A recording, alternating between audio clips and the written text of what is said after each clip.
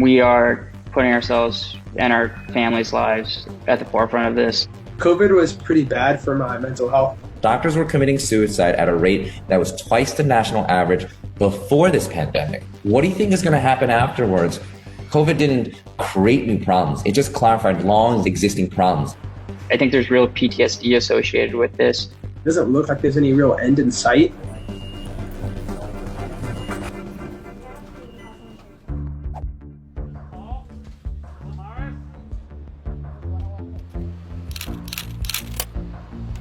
It's about 5:45 in the morning in Los Angeles. On my way to my morning shift. LA is about as bad as it gets. I just get completely swamped with COVID patients, ambulances waiting around the corner, and there's just no beds to bring the people in. Today is actually my first day off after 15 or 16 days of work consecutively, but being a per diem emergency room doctor, I can be called in and be offered a shift. We were hit really hard in March. We nearly collapsed. We are witnessing a repeat of history within 10 months over and over and over again. I'm an emergency medicine doctor living in New York City that works around the country, multiple emergency departments in rural and urban areas.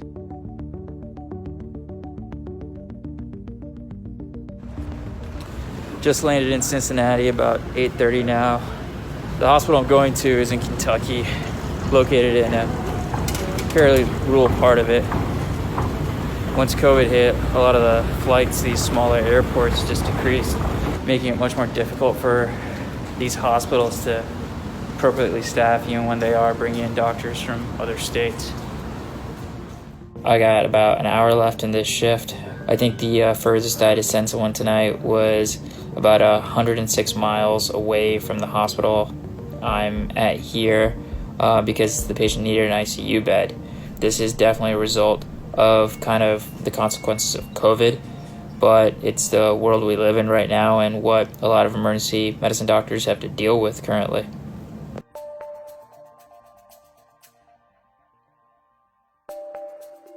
I cried at work in March and April especially. I mean, it's unconscionable and unforgiving that society has put us through something like this without adequately preparing us with enough PPE.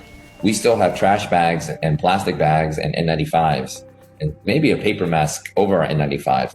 We are putting ourselves and our families' lives at the forefront of this. It's definitely weighing on the mental impact of what we're having to do every day.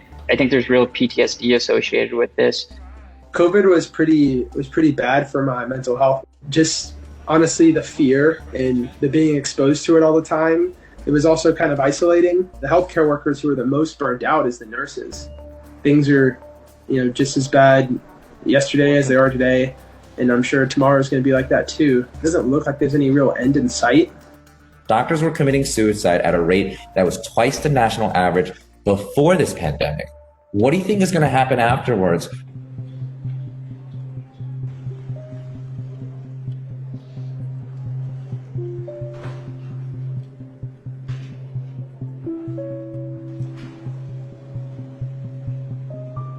You would think in a pandemic the demand for physicians would be sky high.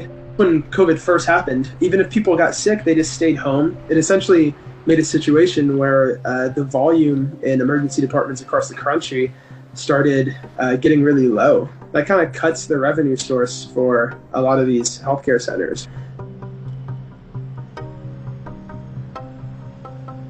You have a hospital system in America where all of them are being run like businesses and corporations. They're going to turn to cutting down staff as the next step in order to stay solvent. COVID didn't create new problems. It just clarified long existing problems. I've seen everything from new graduates just unable to find jobs. I think it's a much broader problem with the healthcare system that we have in this country and what the finances of it are based off of. But it's really disheartening. Every day you just go to work and just hope things are a little bit better, but things haven't been particularly reassuring yet. a nice light at the end of the tunnel is now that we have the COVID vaccine. I received the vaccine in December, but I did get diagnosed with COVID approximately 3 or 4 days later. It was extremely frustrating when this happened, knowing that the vaccine was available at the hospital.